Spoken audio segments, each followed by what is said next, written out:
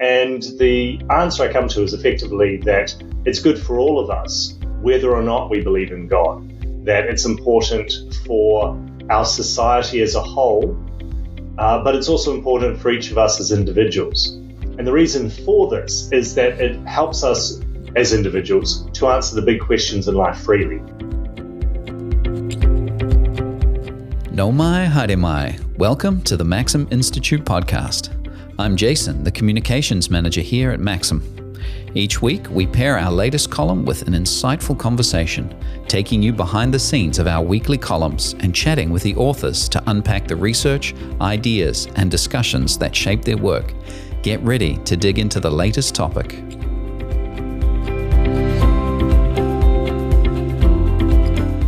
Marcus, welcome back to the Maxim podcast. Good to have you with us, buddy. Thanks, Jason. Good to be here again. We are talking about a column that you've written for Maxim, Don't Believe in God, Why You Still Need Religious Freedom. Now, this column comes out of a research paper that we have released just last week called Eroding Our Conscience, Why We Must Shore Up Religious Freedom in Aotearoa, New Zealand. Yes. It's a big topic, and the paper attempts to demonstrate that religious freedom is a cornerstone of our democratic, free, and pluralistic society, and to say that religious freedom is not just for religious people. So tease that out for us a little bit, Marcus. How do we attempt to do that? Yeah, sure. First of all, I'd just like to say that the title of this week's column was Don't Believe in God, ? Not Don't Believe in God, ! No, it was a question, not an imperative. It's all in the inflection, right? The upper inflection. Sorry about that.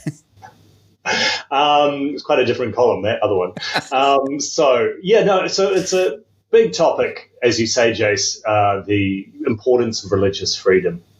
And the paper that I've been writing for the last little while, it's been published just recently, is trying to address, well, why should we care about religious freedom? Why is it important to protect religious freedom in New Zealand? Why do we have it as part of our Bill of Rights Act? And the answer I come to is effectively that it's good for all of us, whether or not we believe in God, that it's important for our society as a whole, but it's also important for each of us as individuals, again, whether or not we believe in God.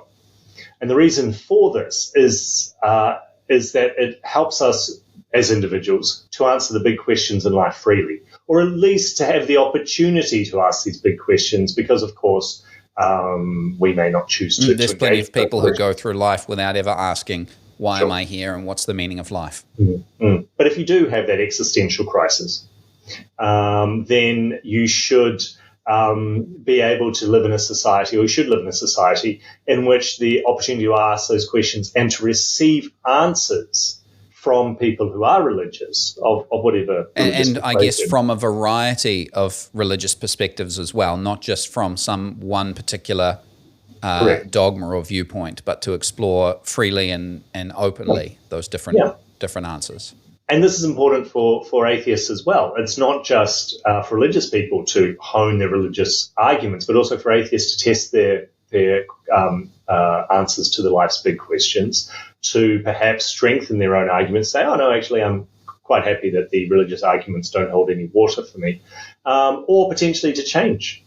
So it allows for the flourishing of all of us insofar as we can ask and then answer these deep questions, and then live our lives in accordance with the answers that we've reached.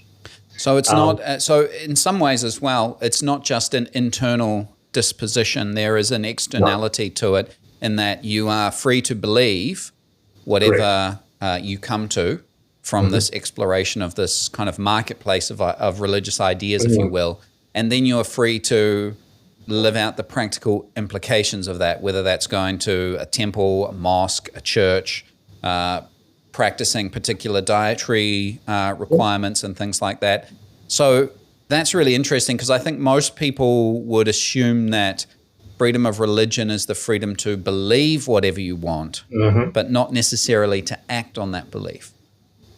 That's exactly right. So in the Bill of Rights Act, there are two sections 15 and 13 which relate to freedom of religion. There's also 19, but we'll just ignore that. And one of them is focused on the internal aspect of religion. So that's the freedom of thought, belief, opinion, conscience. That's the internal aspect.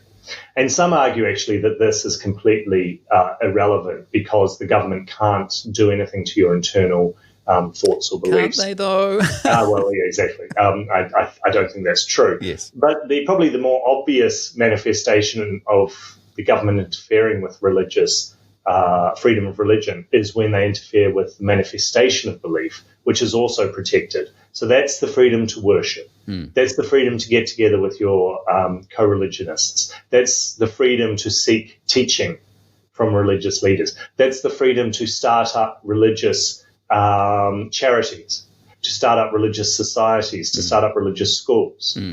And so that's the more obvious way in which the state can interfere, and probably where the tension between religious and other goods comes into its sharpest focus. And so, so both are protected. So in that manifestation, that freedom to manifest and act out, I guess, your beliefs or act upon your beliefs publicly, just kind of going down that track a little bit, and the conflict or potential conflict between that and the secular or non-religious rights or goods or freedoms or whatever. You make the point in your column that that religious freedom is actually able to hold power or the government to account. Is that part of that conflict? And if so, how do those kind of work in that sense? Yeah, I mean, it's not a right to be able to hold government to account, but the argument is that there are all sorts of other benefits for society as a whole from a freedom to worship and to believe.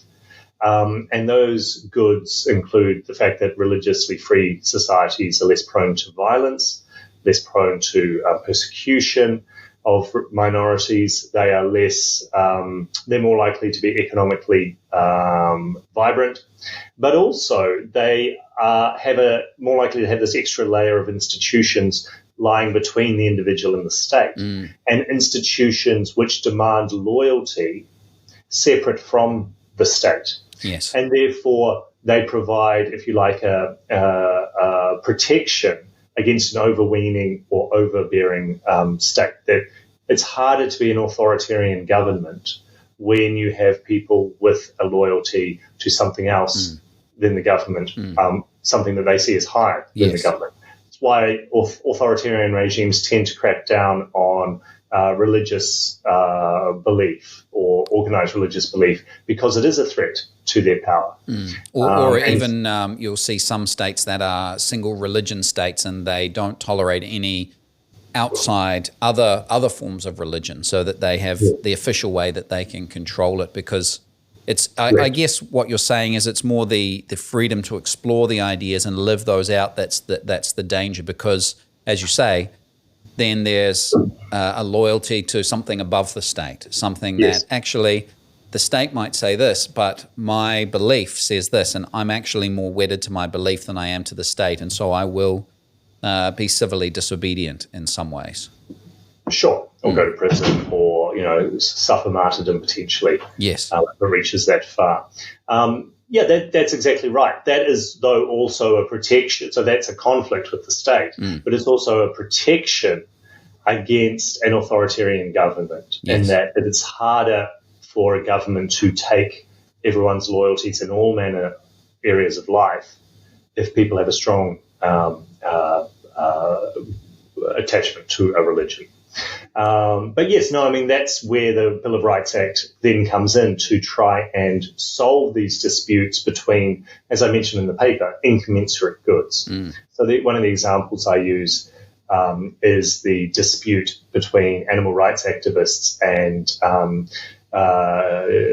Jews wishing to practice the killing of animals in accordance with their beliefs. And both sides would argue that they're pursuing a good that is higher than the other side's good. So how do we reconcile those beliefs? How do we reconcile those two goods? Well, we can't really. The Bill of Rights Act requires us to make a balancing for the judges to decide whether or not the limitations on belief or manifestation of belief, in this case, the killing of animals in accordance with Jewish beliefs and practices, is justified in a free and democratic society. And so then the question is, well, are judges best able to make that decision at the moment? And there are some indications that I go through in the paper that the knowledge of religious practices is lacking, or at least it needs to be strengthened in policymakers and in judges, so that when they're coming to make these decisions, they have a bit more understanding of what the religious belief actually is, the importance of it to this religious community, and how a government interference with that will actually play out in that community. A form of professional development, if you will, religious professional development. And so the other point that you make is that these rights are, while they're, they're on paper, they are in the Bill of Rights, that doesn't mean, and I guess this relates to the point that judges and policymakers may not be aware of how the curtailing of religious freedom will affect these religious communities. That the fact that they are enshrined in law doesn't necessarily mean that they will be followed or enforced if no one makes an issue about it and or speaks up for it.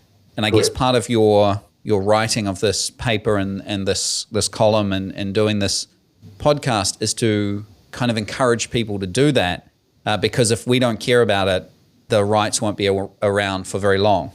Yes. So the Bill of Rights Act says the government can interfere with these rights in a limit. The limit can be justified if the limit can be justified in a free and democratic society. So what is justified in our society will in large part depend on what our society values. And so maybe what we're willing to accept as well in terms of limitations. Yes, so if we don't value religious freedom as highly as other things, then the limits we're prepared to place on it will be high. We'll have a higher tolerance for it. So if we wish to see our religious freedoms be protected as much as possible, as a society, we need to value it. And that's really what I was trying to get at in this paper, is that policymakers, judges, yes, they need perhaps some more upskilling on religious knowledge and professional development, but all of us need to be aware of why religious freedom is important, and not just for religious believers, but for all of us. And to, as you say, to value it, but also to speak out in defense of it, to say, no, this is important to me. I think just having the confidence as religious believers of whatever stripe, of our beliefs, to say that the public square is a space where people can freely say, no, I'm of this religion. And actually, it's exceptionally important to me that I go to church, that I eat kosher meat, that I get together at the mosque on Friday and worship together. So how could we make ourselves known or make our views known or demonstrate to those who are policymakers that this is important to us? All sorts of ways. So the first way is, I think, in the public square, in the public debate, I think be more open around religious faith and the fact that in fact, all our beliefs at heart are stemming from what we value and what our view of humanity and our end goal is. That will those big questions, right? That's right. They lie at the basis of all our secondary questions around, well, how should we order society? What is the goods in society? So being more open about that. I think that's the first step. But secondly, all of us, whether we're in the public square or not, can make the importance of our beliefs known through talking to our local MPs, through select committees when it's important, perhaps even supporting those who are taking cases. So I mentioned in my research a couple of cases where groups of churches and other religious institutions have got together and taken cases against the government for breaching their Bill of Rights, freedom to worship. So there's all sorts of ways you can support that if you find out about it. Even the support of saying, hey, that's great, thank you for doing that for us. There are various organizations that are tasked with protecting religious freedom, some of them, akin to the Free Speech Union, but in the religious freedom sphere, thinking about supporting those. But I suppose also being open and accepting that there are some things more important, perhaps, in certain circumstances than the law. So civil disobedience in the end is, I'm not recommending any particular instance of it, but I'm just saying that is your faith actually important? Well, if so, what are you prepared to do for it? That gets attention as well. Yeah, wow. Big questions for us about the big questions, Marcus, in today's podcast and the column this week.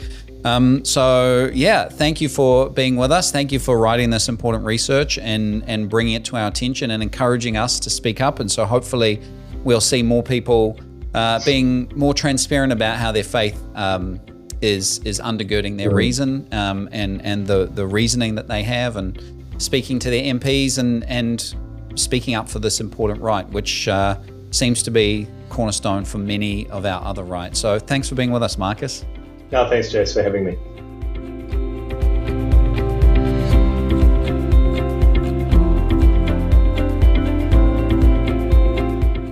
New Zealand is becoming less religious. Nearly half of New Zealanders, 48.2% of us, identified as having no religion in the 2018 census.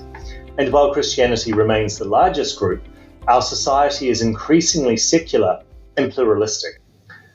157 religious affiliations were chosen in the 2018 census, including 121,000 self-identifying Hindus, 57,000 Muslims, 44,000 adherents of Ratana, 41,000 Sikhs, and 12,000 Ringatu followers. With religious adherence declining, some might think religious freedom is less important, but that's far from the truth. Maxim Institute's latest policy paper, Eroding Our Conscience, Why We Must Shore Up Religious Freedom in Aotearoa, New Zealand, demonstrates that religious freedom is a cornerstone of our free, democratic, pluralistic society. It's not just a right for the devout, it protects everyone. The New Zealand Bill of Rights Act 1990 safeguards the right to manifest religious beliefs, and the Human Rights Act 1993 prohibits religious discrimination. These protections ensure that everyone, including the non-religious, can question, seek, and debate truth claims in a free marketplace of ideas. Religious freedom, however, does more than support personal expression. It serves as a crucial check on government power. By protecting the right to believe and practice freely, it creates space for people to align with authorities beyond government control, thereby helping prevent the rise of authoritarianism. Furthermore, empirical studies have shown a strong correlation between religious freedom and low levels of domestic conflict. These studies have also demonstrated a clear link between a state's interference with its people's right to worship and significantly higher levels of violent religious persecution. For example, sociologists Brian Grimm and Roger Fink found that governments which interfered with their citizens' right to worship were 5 times more likely to have large numbers of incidents of violent religious persecution compared to governments which did not interfere. Yet, as religious adherence declines, the risk grows that those in power may overlook or downplay religious freedom. During the COVID-19 pandemic, New Zealand saw this happen. Twice, the Ministry of Justice failed to account for religious liberty in its advice to the Attorney General on lockdowns and vaccine mandates, policies that clearly had the potential to infringe on religious rights. This oversight suggests a concerning gap in understanding the implications of state actions on religious freedoms. There is no guarantee that similar oversights will not occur in the future. We cannot afford to be complacent about religious freedom. As former Chief Justice Dame Sian Elias noted, the observance of human rights ultimately depends on whether they are valued by the wider community. Religious freedom is not just for the religious, it's a safeguard for every New Zealander. If we neglect it, we may only realise its importance once it has disappeared. Thanks for tuning in to the Maxim Institute podcast. If you want to stay updated on our latest research and insights into New Zealand politics and policy, sign up for our monthly forum email and event invites on our website. Be sure to subscribe on Apple Podcasts, Spotify, iHeartRadio, or your favorite podcast platform so you never miss an episode. From the team at Maxim, mā te wā. Goodbye for now.